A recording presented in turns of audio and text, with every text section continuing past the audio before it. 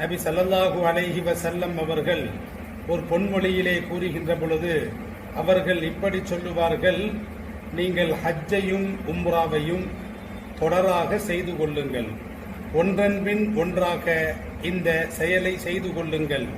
ஏனென்று சொன்னால் ஹஜ்ஜும் உம்ராவும் என்பது இரண்டும் மனிதர்களுடைய பாவங்களை இல்லாமல் ஆக்கிவிடுகிறது, மேலும் வறுமையை ஒழித்து விடுகிறது, வறுமையை இல்லாமல் ஆக்கிவிடுகிறது என்று ஸல்லல்லாஹு அலைஹி வஸல்லம் அவர்கள் சொல்லுவார்கள்.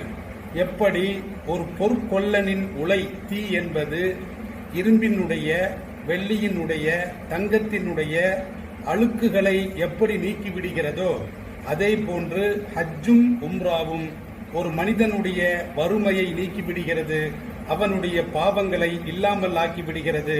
எனவே ஹஜ்ஜையும் உம்ராவையும் தொடராக செய்வதற்கு இறைவன் வாய்ப்பை தருவானாக.